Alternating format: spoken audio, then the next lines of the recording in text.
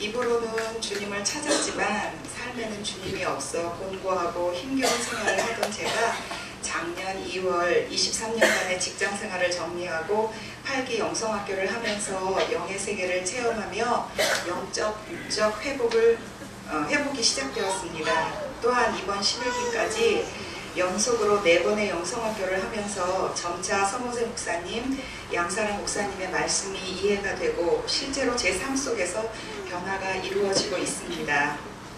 첫 영성학교인 8기 때는 처음 경험하는 영의 세계를 맛보는 것으로 8주간의 시간이 흘렀고 9기 때는 회개로 시작되었으나 자기 정죄라는 올무에 걸려 죄를 사하시는 하나님과의 관계 회복에 걸림돌이 되었습니다.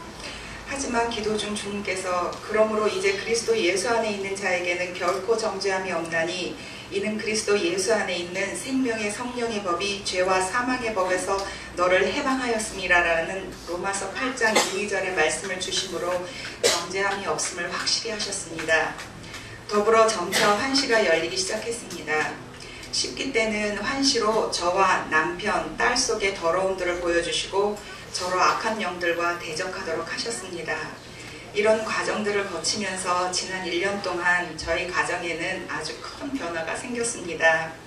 가족 모두에게 주님의 만지심이 시작되었습니다. 특히 딸은 다시 예배를 회복하였고 딸의 간절한 바람이었던 방언의 은사도 허락하셨으며 영으로 주님이 만나주셨습니다.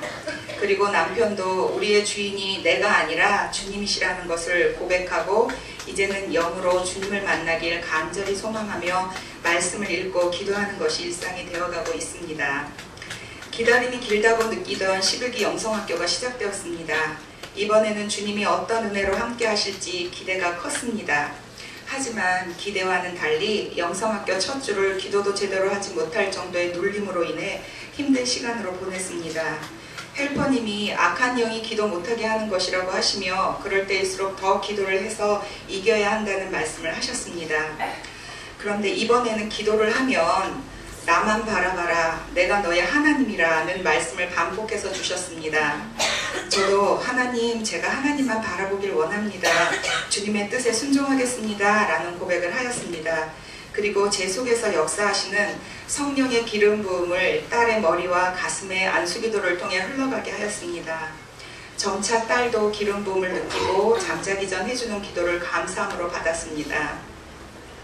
2주차 영성학교를 끝내고 집에 갔는데 딸이 머리가 너무 아프다고 하여 제가 머리에 손을 얹고 기도를 하였습니다.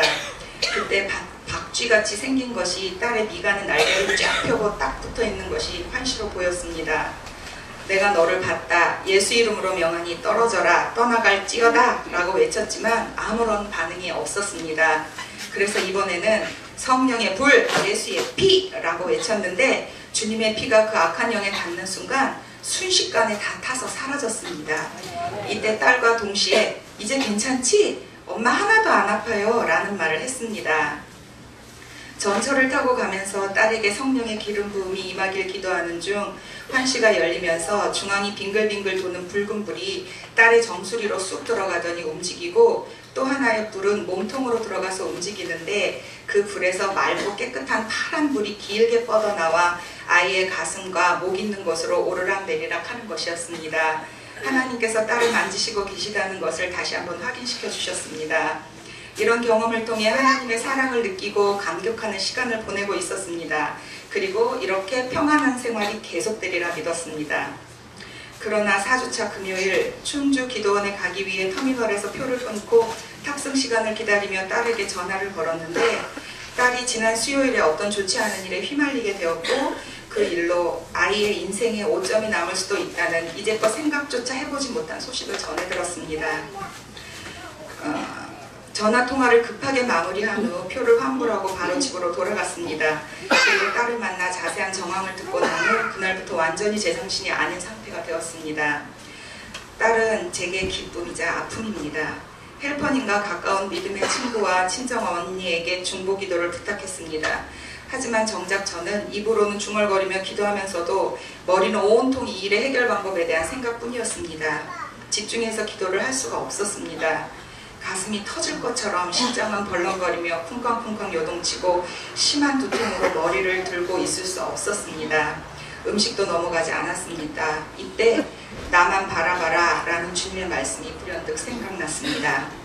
아, 주님이 주님만 바라보라고 하시는구나 라는 생각과 이 상황에서 주님만 바라본다는 것이 도대체 어떻게 하는 거야 라는 고민을 하면서도 자꾸 지금의 상황으로 인한 부정적인 아이의 미래를 머릿속으로 만들고 있었습니다. 마음 따로 생각 따로 주님만 바라본다는 것이 얼마나 어렵든지요. 주님만 바라본다는 것에 대해 모두들 주님 앞에 그냥 내려놓으세요, 주님께 맡기세요 라고 말을 해주는데 도대체 어떻게 하는 것이 내려놓는 것인지 통 알 수가 없었습니다.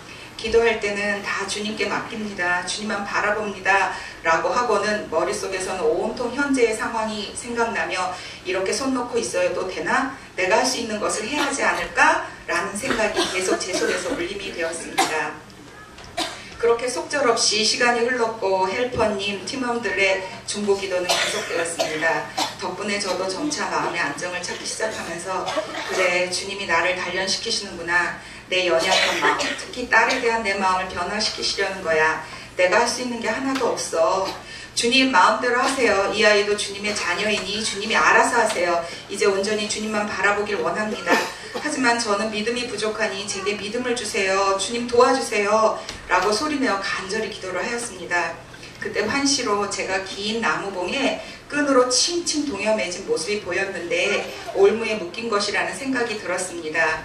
성령의 불, 예수의 피를 외치자 고기에 배가 갈리는 것처럼 순식간에 저를 묶고 있던 끈이 아래부터 위로 잘리더니 묶임에서 풀려났습니다. 끈이 풀리자 기어서 위로 올라가는데 보니까 그 나무봉은 십자가였습니다. 십자가 아랫부분에 묶여있다가 풀려나자 맨 윗부분까지 기어 올라가서 엎드리는 모습이 보였습니다. 주님만 바라보지 못하게 했던 저의 생각과 저의 제한하는 믿음의 올무에서 해방되어 주님을 바라보게 되었다는 것을 보여주시는 환시였습니다. 다음날 저녁 딸에게서 일이 잘 해결되었다는 소식을 들었습니다. 할렐루야. 새로운 마음가짐으로 영성학교에 임하게 되었습니다. 바울의 손수건 사역 때 목사님이 손수건을 머리에 덮으실 때 바울의 손수건 하고 크게 외치자 순간 장풍을 맞은 것처럼 묵직한 것이 가슴을 쳤고 두 손이 저절로 위로 번쩍 올라가면서 몸이 뒤로 휙 밀리며 나가 떨어졌습니다. 그림자 사역 때는 순식간에 머리부터 다리까지 아주 강한 전류가 흐르는 듯한 기름 부음이 확 내려서 몸을 가눌 수 없을 지경으로 비틀거렸습니다.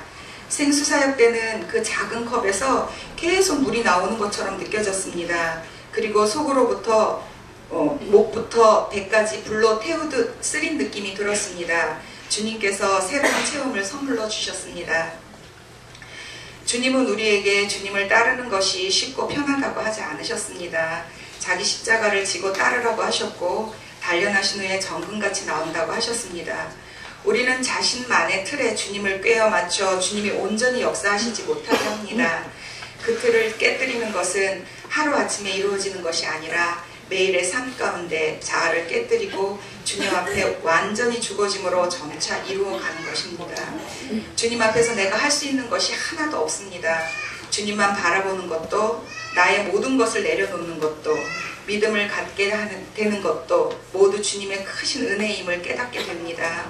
영성학교 11기에 기대하고 바랐던 주님의 은혜가 나만 바라봐라 라는 말씀을 깨닫게 하시고 연약한 믿음을 더해주시는 주님의 긍휼하심이었음을 감사드리며 모든 영광과 감사 찬양을 주님께 올려드립니다. 더불어 두분 목사님과 헬퍼님들 그리고 조은재 팀원 모두께 진심으로 감사드립니다.